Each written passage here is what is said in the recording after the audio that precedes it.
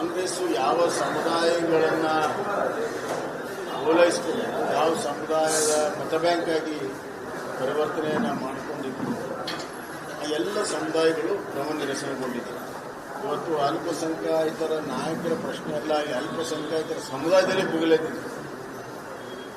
ಅದು ಈ ನಾಯಕರ ಒಂದು ಜಸ್ಟ್ ಸಿಂಪ್ಟಮ್.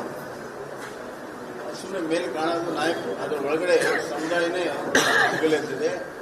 ಬರುವಂತಹ ದಿನಗಳಲ್ಲಿ SC/ST ಸಮುದಾಯ ಕೂಡ ಭ್ರಮ ನಿರಸನಗೊಂಡಿದೆ. ಏನು ಅಹಿಂದ ಸಮುದಾಯ ಅಂತ ಹೇಳಿ ಮುಖ್ಯಮಂತ್ರಿಗಳು ಇಷ್ಟು ವರ್ಷ ರಾಜ್ಯಭಾರ ಮಾಡಿದ್ರು, ಅವರಿಗೆ ಏನನ್ನೂ ಮಾಡಿಲ್ಲ ಅನ್ನುವಂಥ ಅರಿವು ಇವತ್ತು ಸಮುದಾಯಗಳಿಗೆ ಬಂದು ಬರುವಂತಹ ದಿನಗಳಲ್ಲಿ ಭ್ರಮ ನಿರಸನಗೊಂಡು ಕಾಂಗ್ರೆಸ್ಸಿಗೆ ದೊಡ್ಡ ತಿರುಗಿ ಬಿದ್ದು ಪಾಠವನ್ನು ಕಲಿಸುವಂಥ ಕಾಲ ತೋರಿದೆ. ಇಲ್ಲಿ ಜಸ್ಟ್ ಈಗ ಪ್ರಾರಂಭ, ಎಲೆದಂಡ ಇದು ಪ್ರಾರಂಭ. ಬಹಳ ದೊಡ್ಡ ಇದರ ಪರಿಣಾಮ ಆಗುತ್ತೆ ಮತ್ತು ಮುಂಬರುವಂಥ ಮುಂದಿನ ತಿಂಗಳು ಬರುವಂಥ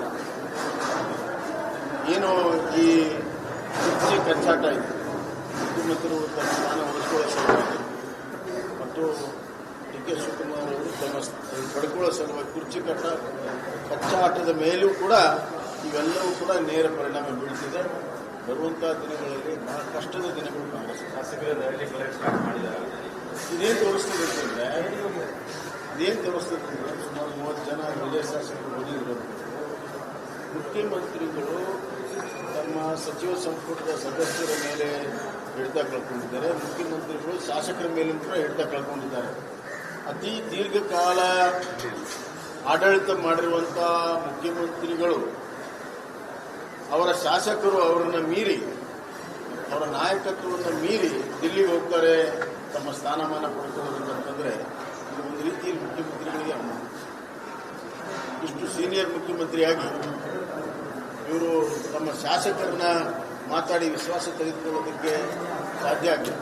ಇನ್ನೊಂದು ಕಡೆ ನೋಡಿದರೆ ಇದರ ಹಿಂದೆ ಮುಖ್ಯಮಂತ್ರಿಗಳೇ ಇದ್ದಾರೆ ಅನ್ನುವಂಥದ್ದು ಕೂಡ ವಾದ ನಡೀತಾ ಇದೆ. ಸೀನಿಯರ್ ಮುಖ್ಯಮಂತ್ರಿ ತೆಗೆದರೆ ನಡೀತಾ ಇದೆ ಅಂತಂದರೆ ಇದರ ಹಿಂದೆ ಮುಖ್ಯಮಂತ್ರಿಗಳಿದ್ದಾರೆ, ಇದರ ಹಿಂದೆ ಮುಖ್ಯಮಂತ್ರಿ ಇದ್ದಾರೆ ಅನ್ನೋದಕ್ಕೆ ಪುಷ್ಟಿ ಏನಪ್ಪಾ ಅಂತಂದ್ರೆ ನಿನ್ನೆ ಉಪಮುಖ್ಯಮಂತ್ರಿಗಳು ಆ ಶಾಸಕರಿಗೆ ವಾರ್ನಿಂಗ್ ಕೊಟ್ಟಿದ್ದಾರೆ.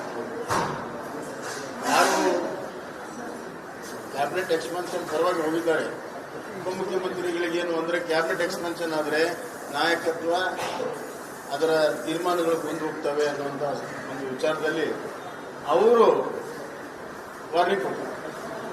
ಅದಕ್ಕೆ ಹೇಳಿದ ಈ ಸಂಘರ್ಷ ಇಲ್ಲಿ ನಿಲ್ಲೋದಿಲ್ಲ. ಒಟ್ಟಾರೆ ಕಾಂಗ್ರೆಸ್ ಪಕ್ಷ ಬರುವಂತಹ ದಿನಗಳಲ್ಲಿ ಅಲ್ಲೋಲ